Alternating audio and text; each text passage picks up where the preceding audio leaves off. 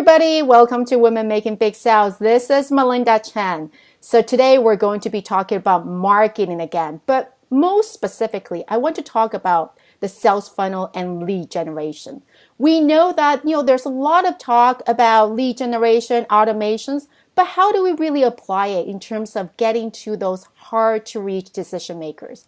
I love talking about sales and my lead generation. You guys know about it. It's the relationship building. It's that LinkedIn. It's doing that social research. But I want to pick somebody else's brain and see how she gets her leads. So today we're talking to Michelle Evans, and she is the marketing guru. She worked in corporate world for Microsoft for 16 years. So I love the fact that she's, got that corporate background because that's where we are here. And but now she helps entrepreneurs and business owners go get the leads by creating the automated, not sexy, but super powerful sales funnels. So let's talk to her and see how what she has to say about this. Hi, Michelle.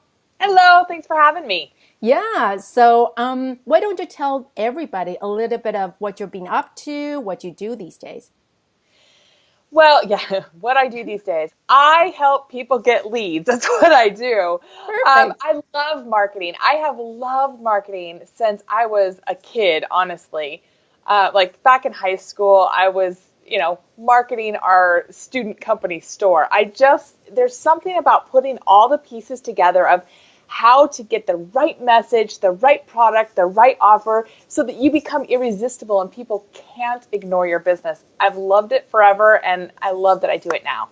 So now what I do is I work with mostly service-based entrepreneurs. I have a couple product-based people, but most of mine are service-based.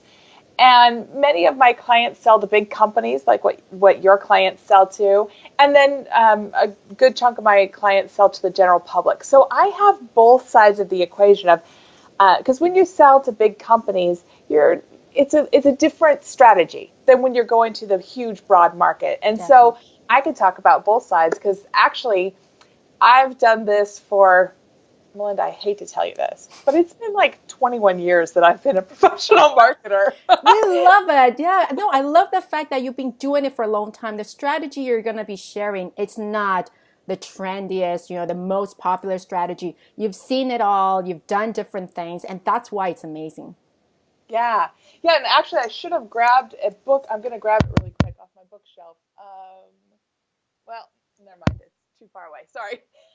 Because a lot of what I'm going to talk about today really depends on who you are and what natural talents and skills and gifts you have. Because I think that if you don't bring that into your marketing, you're really missing the mark. And I know I've talked about this with you before and with lots of people before, how to fascinate. I get no money from it. I wish I had invented it because I think it's amazing. But that's really where I start. So we can dive into your questions, and I'll come back to that in a little bit as we really talk about how to get leads into your businesses. Okay. Well, I think we're off to a great start. Let's start for if somebody who's been trying to sell to big companies and, they know most of the people, when they want to sell to big companies, they know a handful of companies that they really want to sell to. That is the biggest difference. You're not selling to those, hundreds of thousands of people. Usually the pool is pretty small. And can you just take a step by step if they want to reach these people? What is the first step they should be doing first?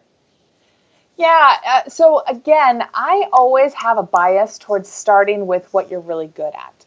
So I have clients that sell to the C-suite. Yeah. I have clients that sell to huge companies like Microsoft. Mm-hmm. I have clients who sell to mid-sized companies. Yeah. But for the most part, they're trying to get the CEO, the COO, the CIO, the founder, the person who actually can say yes and write the check, right? Mm-hmm. And so I always start with How to Fascinate. And it's actually a website. You can go to howtofascinate.com. I think it's like $45, something around that, to take the test. And it tells you how you show up best. Mm-hmm. So I always start there. I have them take the test and I say, okay, if you're really good at presenting, for example, we're going to work on a strategy Love to it. get you in front of the right people. So, for example, I have a client who sells to CIOs, Chief Information Officers. And she's really talented when she gets up on stage. It's how she naturally comes out the best. Writing, blogging, that kind of stuff is not her natural talent.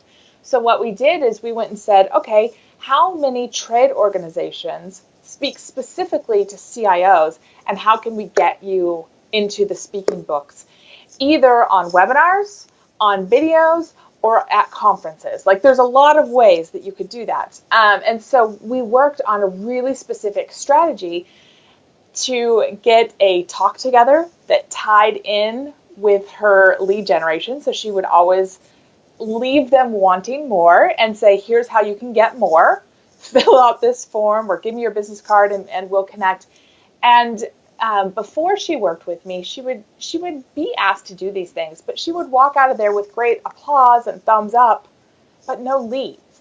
And after we put this plan in place to basically leave them wanting more, you know, she opens a curiosity gap, she closes it, she opens another one, and she says, and if you want more, here's how to take the next step.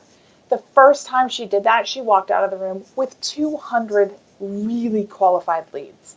And she closed more business within like 6 or 7 weeks than she had the previous 12 months.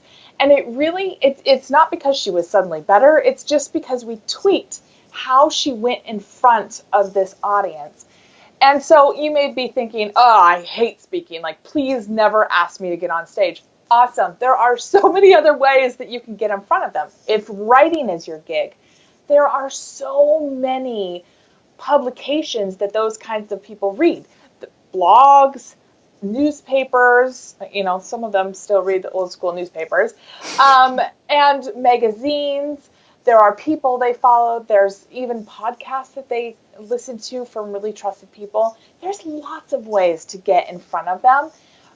And so it's really about knowing who and knowing why they would want you, and then having a way to open a curiosity gap, close it so that you prove that you know what you're talking about, and then open another one so they're leaning forward and saying, ooh, Melinda, tell me more, right?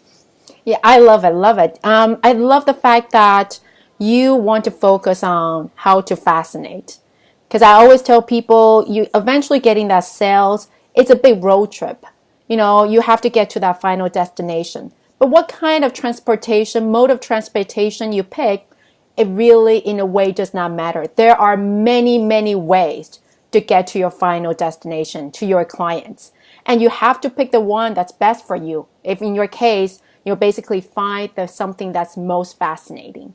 And but I want to, you mentioned about the fact that, you know, you need to create something that creates curiosity.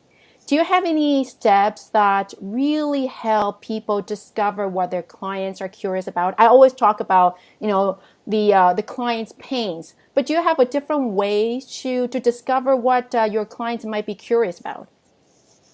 Yeah, there's actually a number of them. So it depends on what you're selling. Um, so for me, when I'm working with clients, some of the places I'll go take a look at Amazon. So I'll take a look at books that are out there, and I'll take a look at the reviews. I'll take a look at the 5-star reviews that, not the ones that are like, this is the best book ever. That's a lame review. But the ones that say, like, here's specifically what I took away from it, because I know that that's the kinds of things that they're looking for. But then I'll also take a look at the less reviews, 3, 2, and 1-star reviews, and see what was missing. Like, what is it that people are still searching for that they feel wasn't accomplished with this book, or that they, were left wanting with? Mm-hmm. Because that's if it's a book that is aimed at your target audience, because that's a really good way to say, okay, people are actively searching for this kind of information and they're not getting it. Same kind of thing. You can go to alltop.com, or you can go to Quora or whatever, and you can find some of the trending top things that people are asking about or that people are blogging about. Or BuzzSumo is another one. And you can read the comments. What are people commenting on? Why are they sharing this? What is it that they're saying about this? Not so much what's in the blog post. I mean, you want to make sure that it's aimed at your target audience, but see what people are bringing up afterwards. Like, what are they agreeing with and what are they still curious about? And it's really amazing. If you spend an hour or two doing that kind of research, there's so much that will come up. And then on the other side, you could go like in LinkedIn groups and see what people are talking about as well. Because there's a lot. I mean, there are some LinkedIn groups that are really fantastic, and then there's some that are kind of dead. Yeah. So the ones that are fantastic, if you have those in your industry, you can go in there and see what are people posting about? What are they ranting about? What are they raving about? What are they what are they asking for recommendations about? Those are great places to really figure out, all right, I could easily, open this curiosity gap, close it, and then open this next one that can lead to my sale. Yeah, I love the fact that, we're really constantly talking about the engagement right now. Basically, we're talking about that engagement. And I don't know if you feel that way, but I've noticed that in today's age, before the old sales way, it's about, building the know, like, trust, right? People gotta know you, like you, and then eventually trust you. But I've noticed that these days is about building that trust or engagement first. You gotta engage. And like you said, that curiosity. And then eventually, if they want to know more, they'll ask you about it. But you really gotta engage. Do you notice the same thing too? You really gotta inspire? I don't even know if it's inspired. So know, like, and trust, just so you know, I don't like, for women, I don't like that like place, because I think that we can get stuck trying to be likable and not move it into the sales. I think that you need to be known. You need to be seen as a credible authority for sure. And you definitely need to be trusted. Yeah. But in the middle there, instead of focusing on being liked, I want to focus on hooking. So I talk about hooking all the time. Hooky titles, hooky phrases, and not hypey. That's not what I'm talking about, but hooking into what is their big pain? What is their big goal? What is their big desire? What is it that they really want? And when you're selling to corporate clients, like, they want to keep their stakeholders happy. They want to, get a big bonus. Like, there's stuff that they really want. And so you need to figure out which hook is going to attract them most. Are they looking for more prestige? Are they looking to be an innovator, like, ahead of everybody else in their industry? Are they looking to be like the cool players? What is it? And when you know that, you can create a hook that gets in there and speaks directly to that desire that's motivating them. And that's how you get them to pay attention to you. That's how you keep their attention throughout. And, when you're working with big clients and corporate clients, you have the luxury of not having to be so broad. You can be super specific. Very specific. You can know who they are. Yeah. You can read their press releases. You can see what their blog is all about. Interviews. You can read interviews. Yeah. And you can see, because they'll give hints about what it is that they're looking for. And so you can hook into that. I mean, I shouldn't say it's easy, but once you are tuned into, I'm looking for these curiosity or these prestige or desirability. I mean, there's lots of different hooks. Once you know what you're looking for, you can tune into that and you can start seeing it, and you can craft your approach to them, and you can craft, a talk or a paper or an email that's directed specifically at that. Yeah, I love it. That hooking. And then we also talk a lot about that sales momentum. And then it's not just the first engagement. And a lot of times the biggest challenge is how do you keep them hooked, and how do you continue to advance in that sales relationship? So would you say that it's that constant hooking them? Do you somehow also think about how to bring them to the sales relationship? Do you also think about that? Can you share a little bit of your thoughts with us? Yeah. So you want to, there's this psychological, I won't say theory, but it's this process of you prime your audience. Yeah. You take the time to really prime them for the conversation you have. And that's where your hooks are. That's where you're hooking them in so that you can't be ignored. So you're priming them. You're setting that stage. You're setting them up to have a conversation with you. And then when you move to the next phase, that's when you're diving into, the fears and all that stuff. That's where kind of sales and marketing start to overlap, right? Mm-hmm. This is when your plans start coming into place about how do we keep this momentum moving forward. Mm-hmm. But it really starts at the beginning with priming them to say, yes, Melinda, you're the one that I need to talk to, or you're one of the very few I need to talk to because you get me. Mm-hmm. And when you do priming right, people feel like, ooh, she totally gets me, or she has something that I really need. Mm-hmm. So let me give you an example, a couple examples of priming, actually.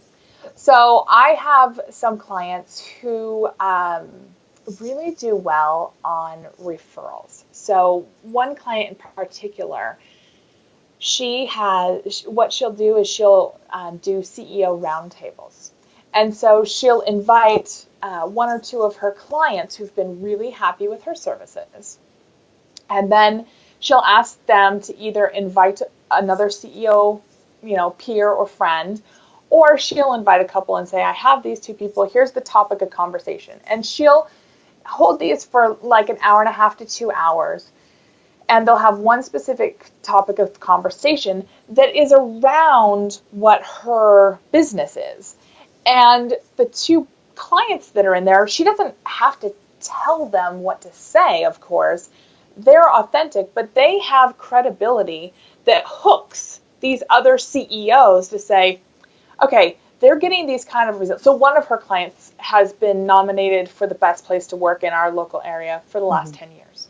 So if that CEO says she's one of the main reasons we're able to attract talent, keep talent, grow our people, all these things that the CEOs are looking for, she doesn't have to sell hardly at all. Yeah, love it.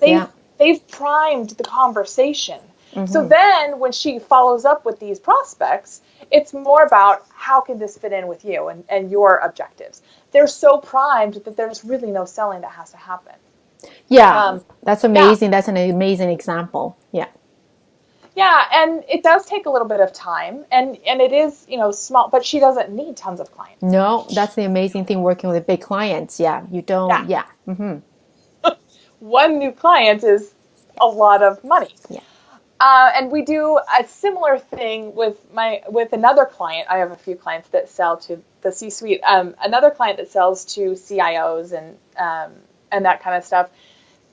A big blocker that she'll have is the CFO. So she specifically sells to CIOs because she sells technology services.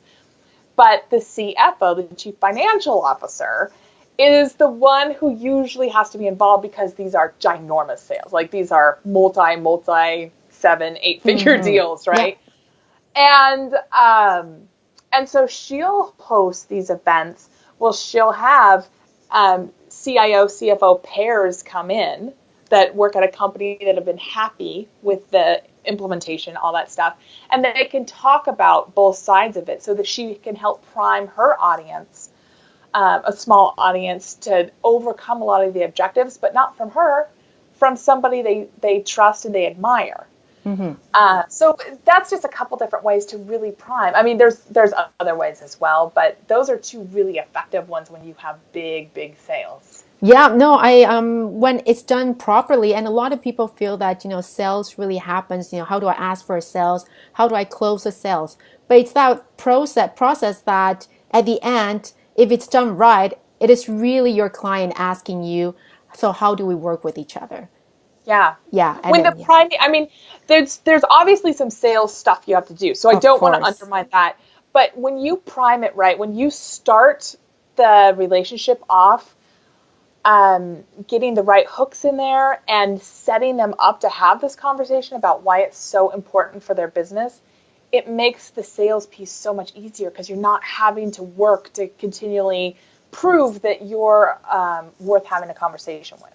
Yeah, I think that's the amazing thing for entrepreneur to really know about the combination of sales and marketing.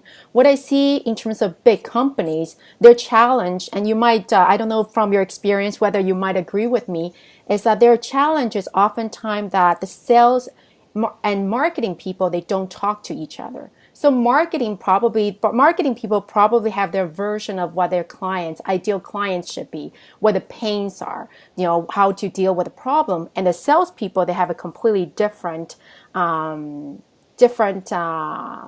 about it. So there's a disconnect between the marketing and sales. So the marketing are getting the leads, and the salespeople are saying that these are not the leads I want, and that's where the fights start coming from. Start to arise. But as an entrepreneur, and that's why it's so important to focus on the marketing. And I always tell people it's important to do your marketing thing, but the only way to really know your clients is to sell. It's the only thing to really listen to it. You got to get in front of them, have that conversation. Because without that knowledge, you'd be writing your blog, you'd be interacting, you'd be writing or the ads. Remember the challenge I'm having with the ads? And that's the only way for me to solve my question about ads is keep talking to my clients. And that's the That's important. 100% true. Yeah, Yes. yeah, and that's the important thing for entrepreneurs is that a lot of times, and I get it, it's tough. There's so much to do. Is that we either focus too much on marketing or focus too much on the sales. And that's why I really want to bring you here to talk about it. Is that the two together? People say the two together, it's like mashed potato and gravy. If you put the two together, then that's where the magic happens. But you gotta, try to put the two together. But you cannot have just either one. I mean, it's just not as effective. So, It's so true. And a lot of times people are reluctant to spend the time to do the client, to really understand clients, but it doesn't have to take a ton of time. You could spend a couple hours doing some online research. You could put together 3 to 5 questions. You could talk to 10 people and you could have some really good insights that are really valuable for both your marketing and your sales. yeah, I think that's really, really important. The first stage. I guess my second question, and then is I'm encouraging people to go out there and talk to their clients. And then, now we are talking about marketing. And I always ask our featured experts that the entrepreneurs, we don't have a lot of time. And what would be your recommendation in terms of doing the marketing activity that gives you the most impact? Basically, how do you do it in the most time efficient way? Do you have any suggestion for them or? Yeah, oh gosh, that's a really good question. In the most time efficient way. So, so I know you're all about this too. I'm all about tracking.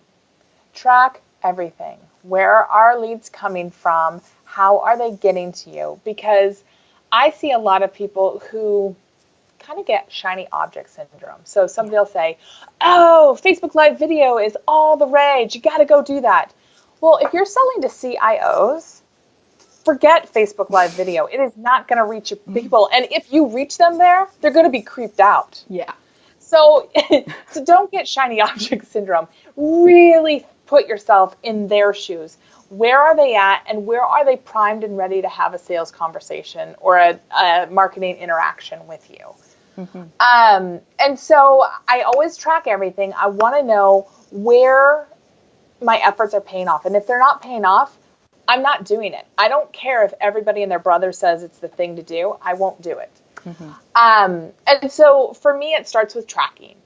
And number 2, be super, super clear on who you're talking to and why you're talking to them. And I know it sounds really basic, but I have talked to so many people over the years, because I've been in my business now almost 5 years. It'll be 5 years in January. I have talked to hundreds, probably thousands of people at this point, who aren't 100% clear on who their client is. And they'll say something like, well, there's just so many people who can use what I have. Well, that's great, but I don't, a big client. So if I put myself back into my corporate shoes when I was at Microsoft and I had huge budgets to spend, I do not want to spend it with somebody who's for everybody. I want to spend it with somebody who can actually solve my problem and make me look like a hero. And so be really clear on what that problem is that you're solving, how you can be their shortcut to the success that they're looking for, or to keep them from the pain that they really are afraid of experiencing. And like get so clear on that so that when you go do your activities, it is speaking to those people. So if you, let's say, really love to write, and you are so clear on the problem, your solution, how you can help, your writing is going to speak to the exact right kind of people, and it should be bringing those leads back to you. If it's not, something's off. Yeah, no, that's so important. I mean, the last thing, and I would want to challenge anybody who's listening right now. If you think your target market is, let's say, tech companies, or fashion companies. If you have any phrase like that, I welcome you to refine geographically, the size wise, or maybe their trigger events. Because if you or sometimes people say, oh, I'm really targeting people, women from age 25 to 55. In a way, that's pretty much anybody who's able to purchase anything. So yeah, I think that's amazing, feedback. It's really important. I think we're kind of pretty much that's the time we have. If you have, if people want to know more about you, can you just share with people how to reach you and how to maybe know more about you? Yeah, well, my digital home is Michelle levens.com. So Michelle with two L's and then levens.com. And then I have a private Facebook group that is for entrepreneurs, and it's really all about marketing. It's called Tame the Marketing Monster, where I'm in there answering questions and sharing stuff all the time. So that's actually a really great place to connect with me, because I do show up weekday daily and sometimes on the weekends, although I try to take those off sometimes. Yeah, you're probably over there having chocolate during the weekends. Yeah, I shared a video yesterday of my husband making chocolate. Yeah. But those are the two best places to really connect with me. Perfect. Yeah, I think I have to just let everybody know, full disclosure, I belong to that group, and it is an amazing group. And Michelle actually shares what she's doing behind the scenes and all the metrics she uses. And it's really transparent, and it really, really gives you a real clear view of how to track things and how to add what kind of questions you should ask yourself. So I highly, highly recommend it. Well, thank you very much, Michelle. I think we talked a lot about a very important topic that people should really think about in terms of their marketing. So I really, really appreciate your time sharing this with us. Thanks for having me. Yeah, well, so thank you very much, guys. I hope you give you guys some time to think about your marketing and how to frame that, track your numbers, and really, really talk to your clients and figure out who your target market is. So next time, thank you very much. And together, let's go after some big sales. Bye.